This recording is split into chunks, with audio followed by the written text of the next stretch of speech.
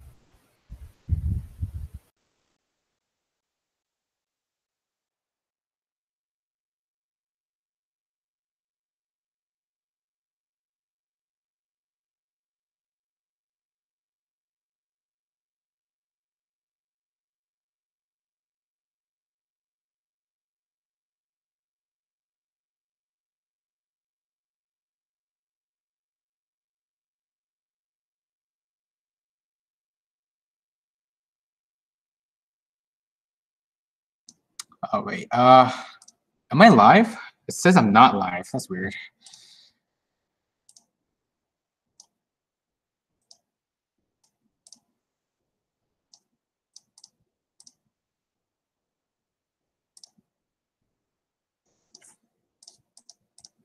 Uh,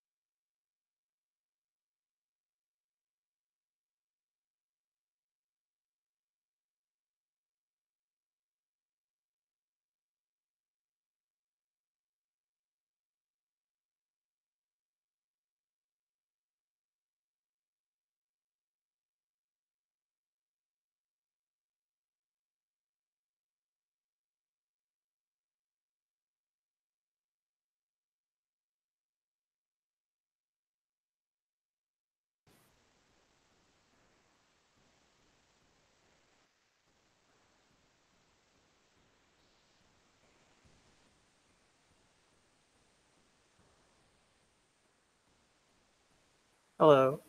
So welcome to Keeping Up with Graphic Standards, hosted by the CNH Circle K Communications and Marketing Committee. So what we'll be discussing is pretty much just learning about the first basic steps of creating graphics and about graphic standards. And so without further ado, I'd like to start this webinar. So first off, I'd like to introduce the hosts. So first up, we have Sandra Cheng. Do you want to say hi?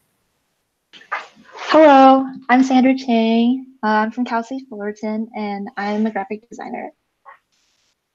And then next up, we have Jackie. Hi, I'm Jackie, and I'm the other graphic designer from UCR.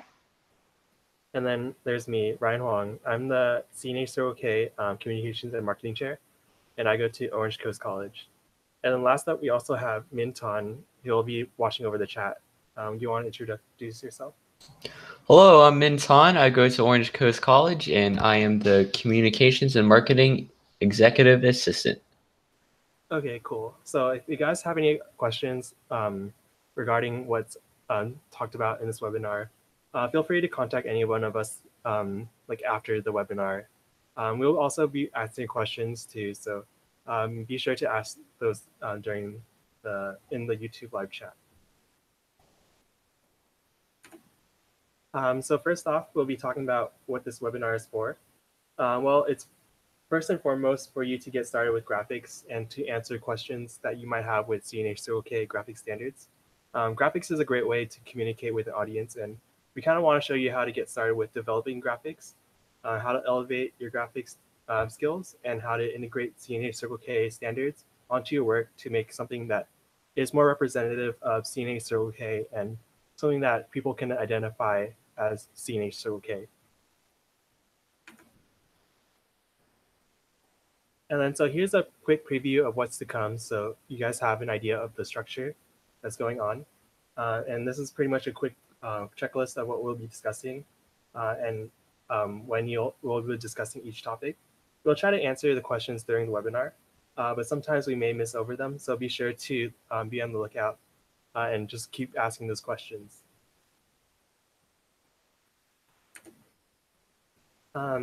And lastly, something I wanted to talk about is why learning graphic design is important. So the first thing when learning a new skill is something that why you ask is why it's necessary. Graphic design is an increasingly important skill because it adds value to the work that you do, especially with younger generations who were born in more recent times, such as like the millennials or Generation Z. Design is increasingly important in establishing credibility as a brand, just because a lot of these younger generations have more experience seeing something that has more aesthetic feel with it. And it's also an increasingly growing field, and access to professional design is becoming easier. So it's something that people are more exposed to over time. So first off, we'll be talking about the basics of graphic design. So if you guys are starting off with learning graphic design, here are some of the basics in terms of how to compose your graphic design. And first off, we'll be having Jackie talking about harmony and symmetry. Okay, so harmony and symmetry is how you choose to arrange objects in your graphic standards, and they could affect how it is aesthetically appealing and how stable the graphic is. This could be achieved by balancing positive space with negative space. Positive space is the space that an object is occupying, while negative space is the space all around that object. So, for example, in this slide, the text would be the positive space, and the surrounding off-white background would be the negative space.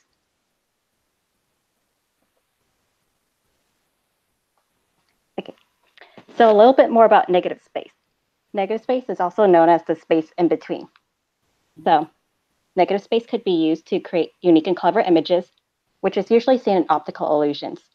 Negative space could also be used to create logos and minimalistic designs, as the large amount of negative space, or the emptiness, would draw the viewer's eyes to the designer logo.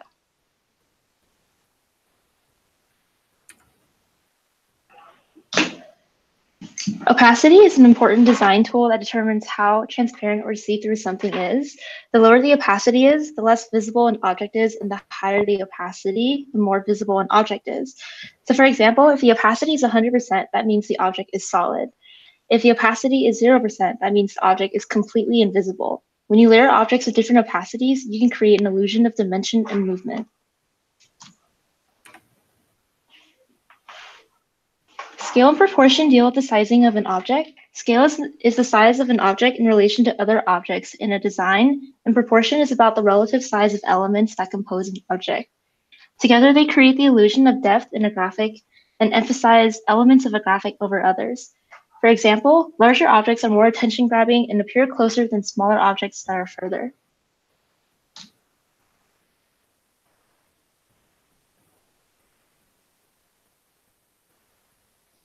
Direction or flow is how the eye moves across a graphic. How the eye moves depends on how the elements of the graphic are placed in size. So for example, if an element is divided horizontally, which you can see on the first graphic, the eye will move from top to bottom of the graphic or page. And if the element is divided vertically into columns, which you can see in the second photo, your eyes will move from left to right, like reading a book. Direction and flow plays an especially important role in infographics since they decide what we read and process first.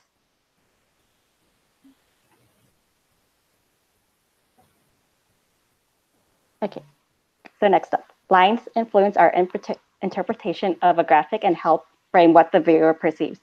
Straight lines evoke order and cleanliness, while abstract lines give an illusion of movement, tension, or excitement. Leading lines are lines that draw a viewer's eyes to an object and help with the flow of the graphic.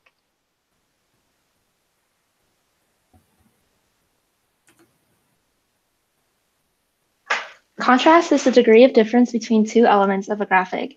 It helps draw the eye and makes your graphic more visually interesting to look at. The most common forms of contrast are brightness, thickness, and size.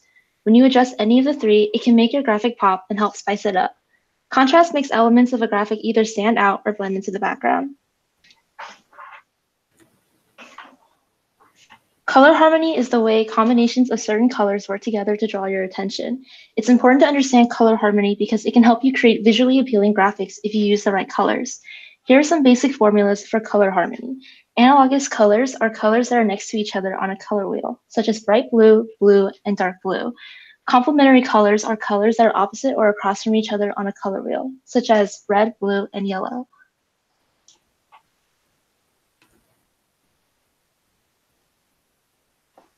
Okay. Text is also an important component in graphics. Having text in different sizes, colors, or fonts could help differentiate what type of text it is. Usually, text is broken up into 3 different types: the title, the subtitle, and the description or detailed text. These could be differentiated by having different fonts, colors, or sizes, while keywords could be emphasized with bold, italics, or underline, or a different font color also. You could consider line spacing and kerning, which is how far apart each character is, to differentiate your text. Okay, so with these basics, I hope you guys have a feel of what do you guys can consider when creating your first graphic. And a lot of these rules can be applied to just art in general. But yeah, so next up, we'll be talking about programs. And first off, the non-Adobe programs, which are a little more accessible. So if you guys are starting off with graphics or don't really want to pay the premium of having an Adobe product, here are some programs you guys can consider. Our first non-Adobe program is CANVA, which is accessed online for free.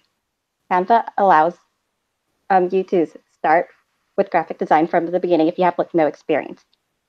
They offer templates for various types of banners, posters that you could edit to your liking.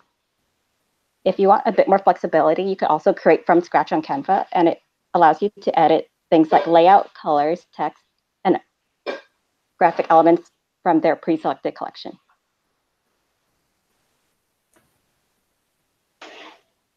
So Microsoft Office is another tool you can use to make graphics if you don't have Photoshop or Illustrator. So for example, in PowerPoint, there are basic tools you can use, such as the shape, line, and draw tools that you can use to make a design. It's also really easy to set templates within PowerPoint, so you at least have a foundation you can go back to if you're stuck.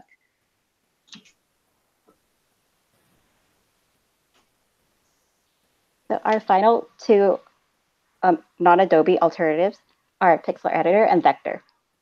PIXLR Editor and VECTR offer a few more functions than the previous two alternatives that we brought up, and these more similarly mimic Adobe Photoshop and Illustrator, although they have fewer options than the original. So they could help you familiarize yourself with like the key functions of Photoshop and Illustrator before you want to fully commit to the software.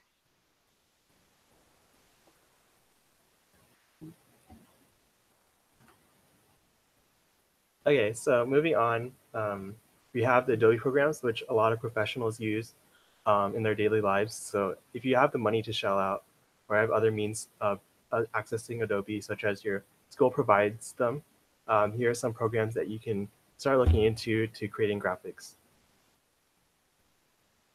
So first one is Photoshop, and Photoshop is usually one of the first Adobe programs that most people start off with, and it's for a good reason.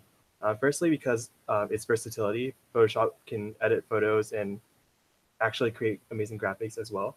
But something to consider with Photoshop is that it mostly runs off of pixels, as it is a raster editor. So enlarging a component can cause the little pixelization or blurriness that you typically see.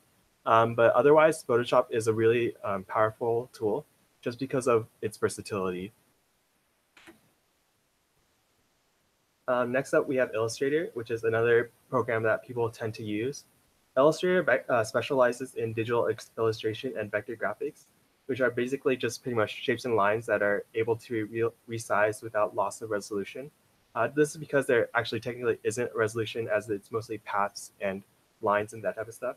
So generally people most associate it with flat design, but it can do a little bit more than that if you learn more about Illustrator. And then next up is INDESIGN, which is one of the programs that are used most in terms of creating publications. Because it's easier to support multiple page documents, and it can actually link Illustrator files as vectors in its projects. InDesign is widely used for magazine and newspaper publications, as well as poster design, and it's something that makes a lot of creating layouts a lot easier. And the last set of Adobe products we'll be talking about is Premiere / After Effects. They're both video design software that can help create seamless animations. Photoshop is also able to create animations alone, but the two programs help streamline that production and elevate one's graphics a lot more easily, just because of its ability to actually create video. So next up, with all those programs, something you consider is graphic standards. And we'll be talking about graphic standards as a CNH Circle K graphic standards. And first up, why is it important? Graphic standards is important because it actually helps develop a stronger brand for the district and organization through the use of things like fonts, mastheads, and colors. If you see like an actual brand like McDonald's or any other fast food chain or a store, they actually do have their own set of graphic standards. So like you'll associate like that red with McDonald's, red and yellow with McDonald's, or those stripes with Adidas. So it's something that we want to do to create a brand identity. And consistent use of graphic standards actually helps build that recognition of the club, division, district, and international organization as a whole, like those actual brands that are real. And you can find all the information on the CNH Circle K style guide, which is on cnhcirclek.org, and then you'll find it under the resources tab.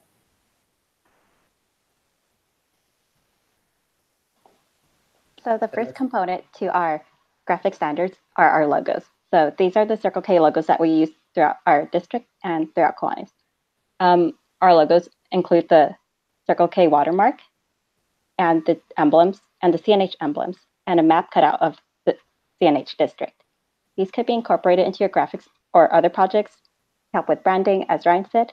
However, you can't alter any of these in your graphics except when you're using them in T-shirt.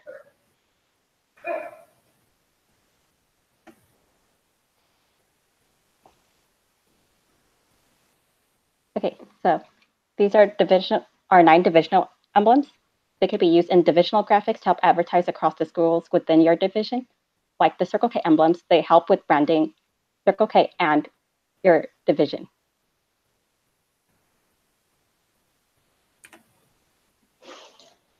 CNH has 4 preferred fonts that should be used on graphics. They are Myriad Pro, Century Gothic, Archer, and Garamond. These typefaces work well for newsletters and flyers and are really easy to incorporate into other kinds of graphics.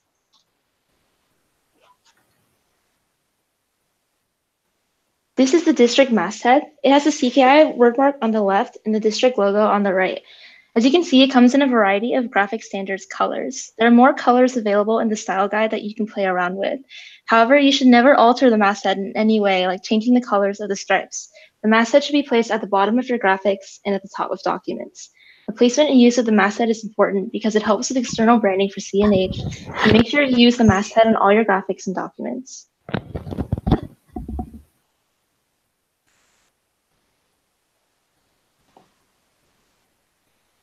These are the 10 official colors for Circle K, CNH, and Kiwanis. Maintaining branding is not only dependent on having mastheads and emblems, which we discussed earlier, but also colors could help distinguish CNH in general. We could also use these to intensify our branding by incorporating these colors into your graphics. You don't have to use all of the graphics and use all the colors in one graphic, but you could pick a few to use as accent colors or the main color component of your graphic.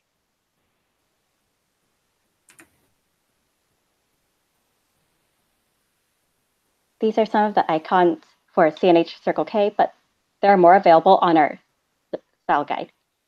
Each icon symbolizes one component of CNH and can be used to a graphic relevant to the aspect. For example, the first icon symbolizes webinars.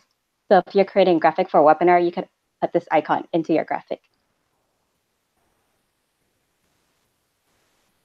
And then next up, we have websites. So I talked about tech committee about this, and it's a relatively new thing with incorporating graphic standards into websites. So a lot of the things that we discuss here might be tentative. So just refer any questions to technology committee if you have any questions. So these are some of the things that were brought up with the technology committee and Jonathan Chu, the technology chair, who's overseeing all the website stuff. So first off, mastheads should be on the homepage and should be visible together at one point. He says it's fine for them to like disappear, the masthead to disappear, or the elements to disassociate from each other, such as when you're scrolling down, and the logos disappear from the stripes, just as long as they're connected together at one point in the website. And then use all seals and logos according to CNH Circle K graphic standards, like not stretching them or not altering the colors. As a side note, the technology committee will update the style guide with a section dedicated to websites soon. So be on the lookout for that. If you're a tech chair, be sure to be on the technology committee Facebook page if you have a Facebook. If you don't, just be sure to refer any questions to Jonathan Chu at, I believe, technology@cnhcirclek.org. And then next up, we have resources. So these are some resources that we compiled that might help you with your graphics and elevate what your work is. So here's some tools, modes of inspiration. First up, we have Canva, which we talked about a little earlier. Colors.co is pretty much a way to pick your colors. So if you having trouble like creating accent colors for with the 10 graphic standards colors, you can actually type in one of those text codes for the colors, and you can just play around and find accent colors that work with the graphic standards colors. Dribble, Pinterest, and Behance are tools that you can see where you can see examples of graphic design, and a lot of professionals, you can see their work. So if you're looking for inspiration, you can look towards them. Next up, we have the CNH Circle K graphic request form, which is actually a form that you can send in, and the CNH Communication and Marketing Committee will create a graphic for you within 2 weeks. just given a 2-week time frame. And then we'll send you your graphic for that. And it can be found in the district website, cnhcirclek.org, under the media tab. And next up, we have the CNH Circle K style guide, which will have all the information about the graphic standards. It's a little more in depth than what we talked about in the webinar. So if you have any questions, you can always check in the style guide, which is also found on the CNH Circle K website, cnhcirclek.org. But with that, that ends the webinar, and we'll be going into a questions section. I believe there was a question earlier about newsletters that I saw. I think it's fine for MASTHEAD not to be in there, but be sure to add it on as soon as possible, just so that we can incorporate CNH Circle K branding.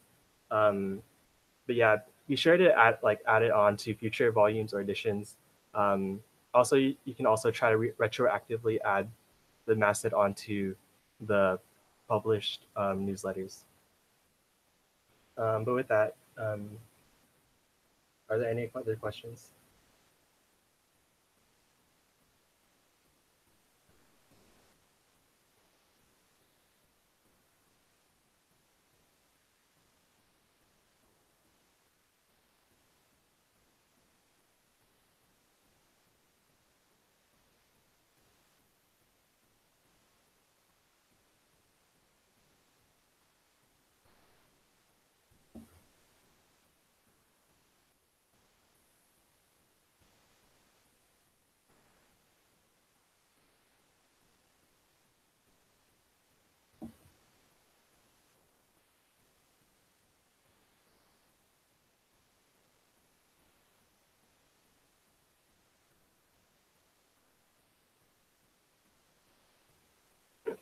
Oh, there's a question about why purple isn't one of the district colors.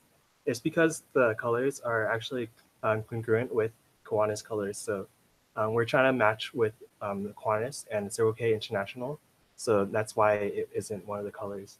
A lot of people have been asking about why it's just those 10 colors. It's because we're trying to match the graphic standard, or match our graphic standards with graphic standards of other branches, such as International and within Kiwanis.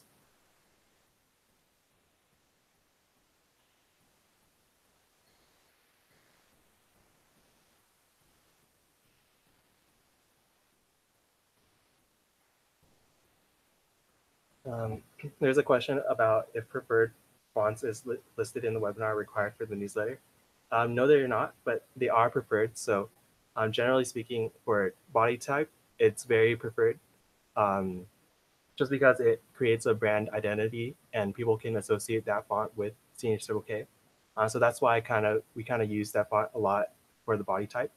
In terms of larger, more script text or title text, you can, it is okay to stick with a different font, just because we know that a lot of clubs, they have their own themes, so they want to incorporate their own style with newsletters.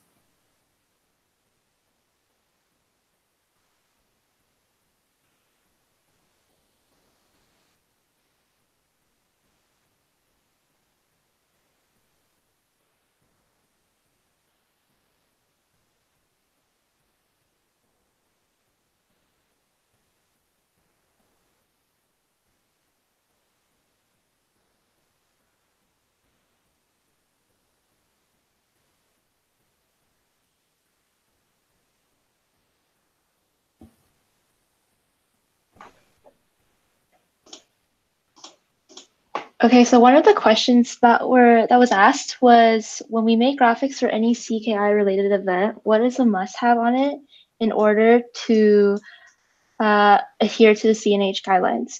So make sure that you are utilizing the masthead correctly, and making sure that when you're making graphics, to have it on the bottom, and to make sure that the other objects in your graphic don't obstruct any part of the masthead, because you want it to be visible. And for the most part, you have creative freedom to do whatever you want with your graphic. Just make sure you check the style guide if you have any more questions regarding the CNH style guide or guidelines.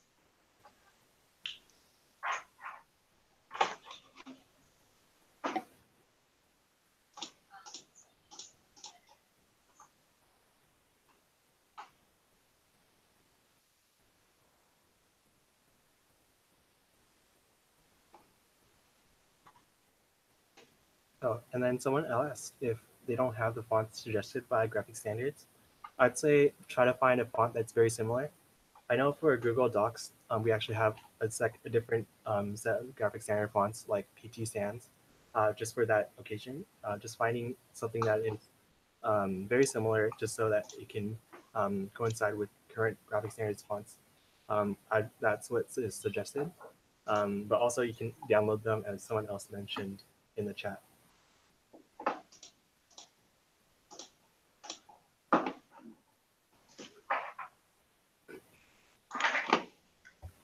So there was a question asking for presentations, do you need the masthead on every slide?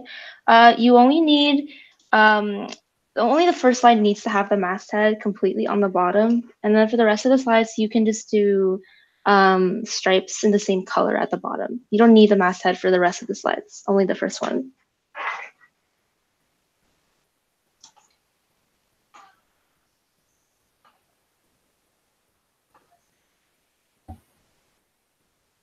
And then someone asked, what would be a good placement for a division/club logo?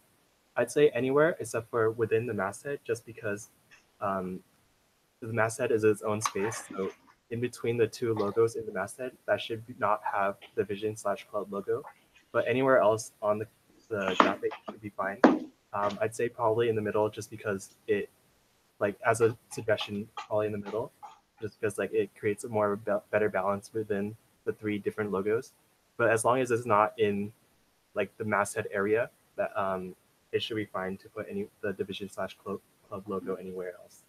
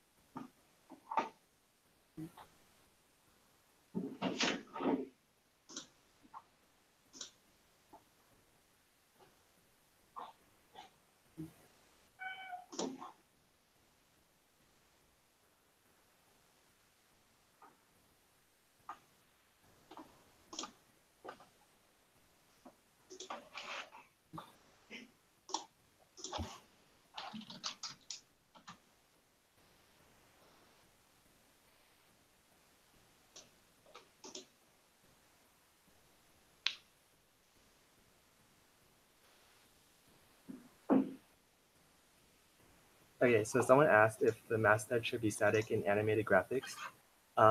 As far as I'm concerned, it should be fine if you like animate it a little bit, but as long as the integrity of the masthead is fine. So if you think about last year's Decon slideshow, the stripes were actually moving. Something like that should be fine as long as it doesn't obstruct the actual masthead itself. Like as long as all the logos are visible and unaltered. Something like that should be fine. And if the stripes weren't altered intensely or aren't intensely modified, animating them shouldn't be a big issue. It's a new thing because I know animation is a new thing with graphics.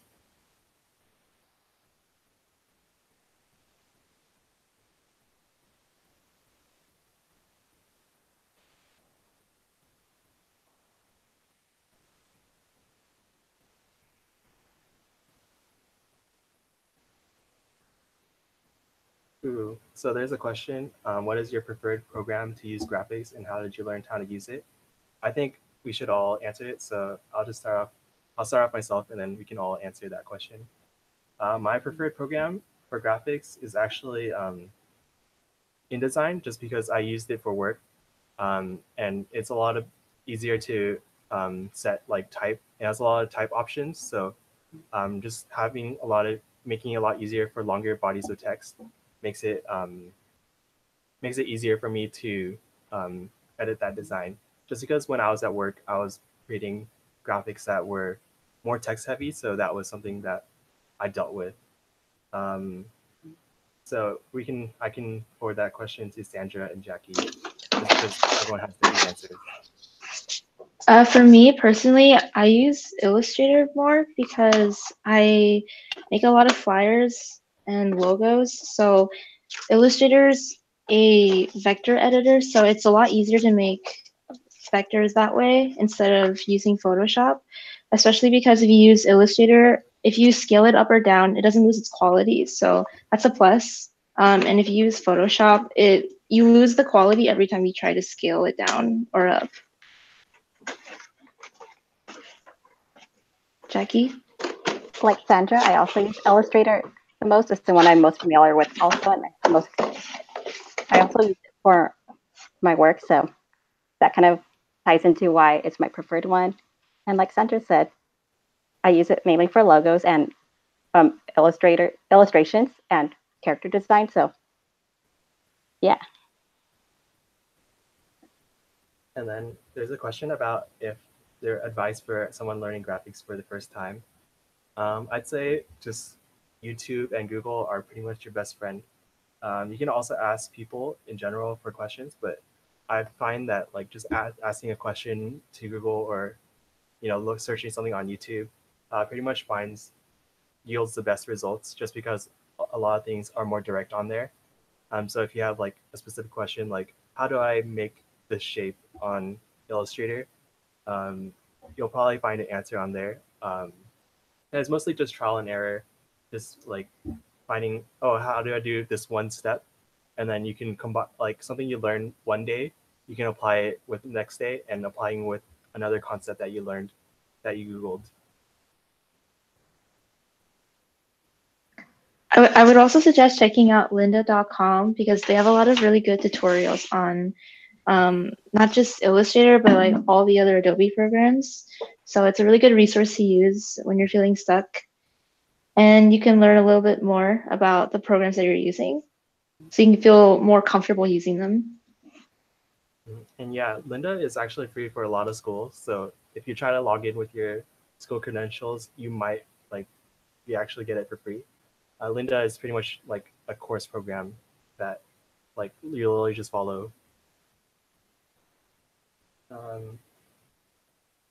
The next question is, do you have any more resources to learn more about Illustrator? That's pretty much what we have: Lynda, Google, YouTube. Do you guys have any more? Sandra, Jackie.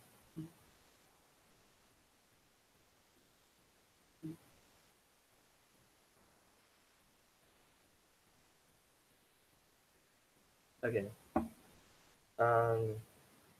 Do you know what the dimensions are for Facebook event pages, cover photos, etc., or how to find them? The dimensions always changes because of responsive design, because like the way you change or you look at the cover photos from different screens. So there is a lot of finessing with Facebook event pages, cover photos. I made a template for creating the event pages, cover photos. So if you're on the communications and marketing page, I'll try to get that on that page or the Facebook page. But otherwise, I haven't found any like reliable source on what the dimensions are, just because a lot of websites are different and they always give different answers.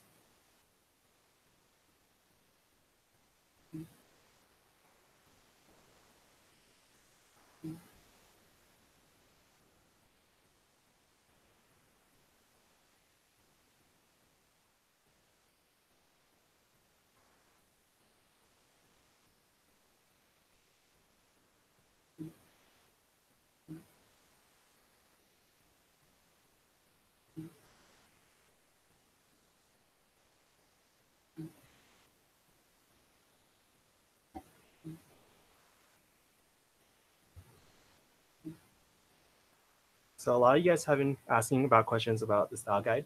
We'll just go out of this and I can show you guys the CNH Circle K style guide and where you can find a lot more information. So if you go to cnhcirclek.org, you'll see the style guide or see the homepage for CNH Circle K. And then where you can find the style guide is under resources and communications and marketing. So resources tab, and then communications to marketing. And then under graphics, you'll see the style guide.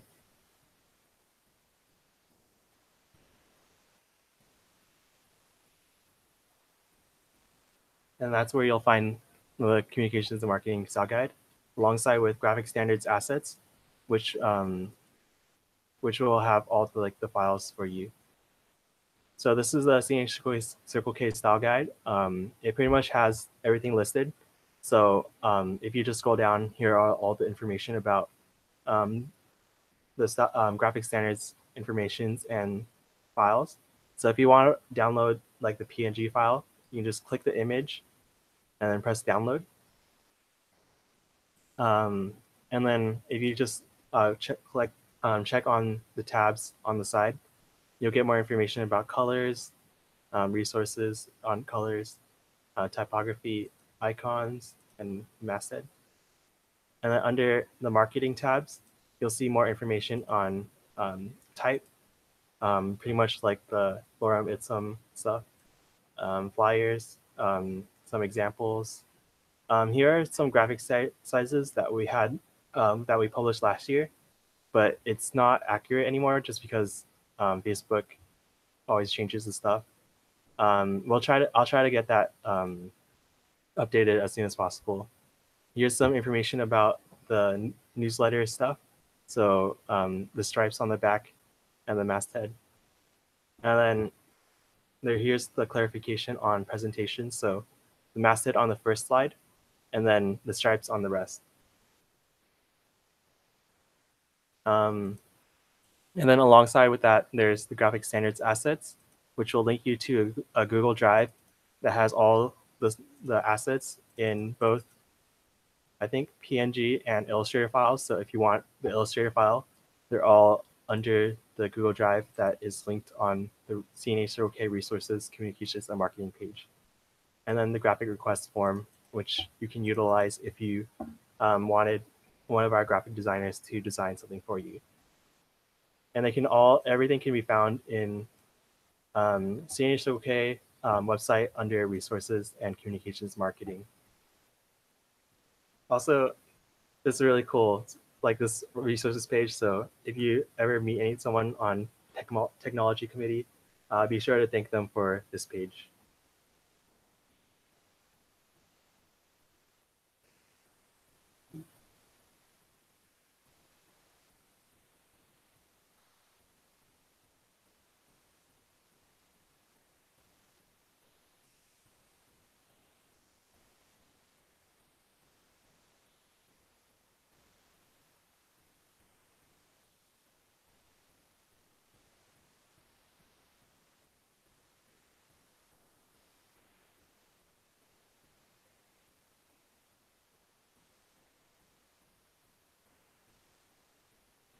But yeah, if you guys don't have any more questions, we'll be ending this webinar shortly.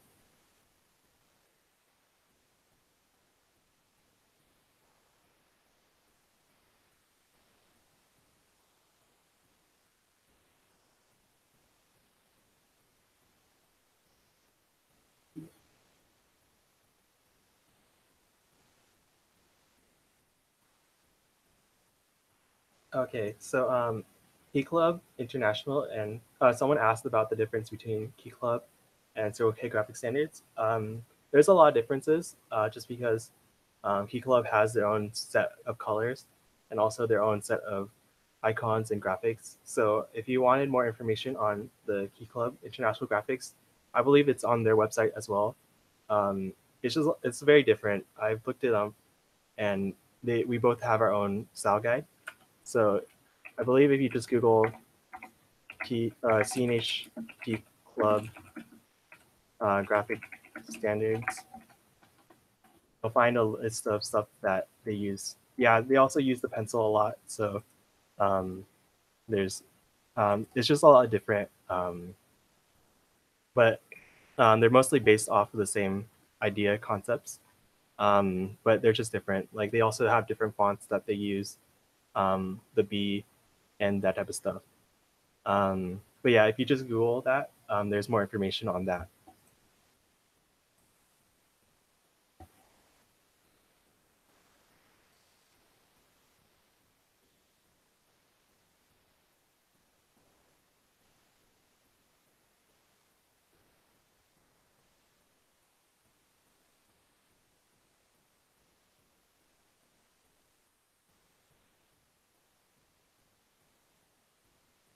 I think the purple is based off of Key Club International too, not just CNH Key Club, but I'm not too sure about that.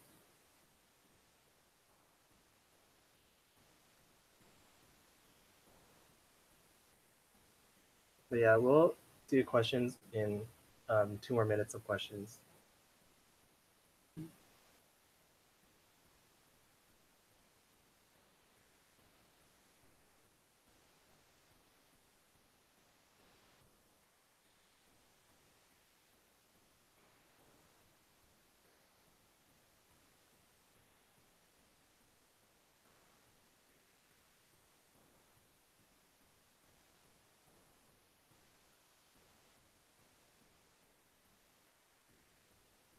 Okay, so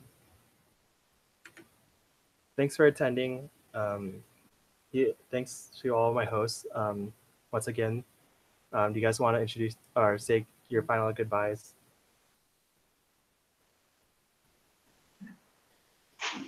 Thank you so much for attending the webinar. I hope you learned a lot more about the style guide and what to use for your graphics and documents, especially the masthead. So I hope you put it all to good use. We can't wait to see your graphics. As Sandra said, thanks everyone for attending, and hopefully you gain some insight on our graphic standards and how to strongly advertise our branding throughout all of your graphics and other projects. Thanks for attending, guys. I hope you guys learned a lot. And as always, if you need help with graphics, feel free to reach out to CNM. We're more than happy to help you. And then if you have any other questions, as Min said, feel free to reach out to us. Honestly, we're all happy to help. So I just wanted to repeat what he said. But yeah, so the webinar is bit.ly/CKI graphics. I believe the link will be posted onto the chat as well. So yeah, be sure to sign in so we can forward the information to all the secretaries out in CNH, and you can get your credit for coming on to the webinar. But yeah, thanks for coming, guys.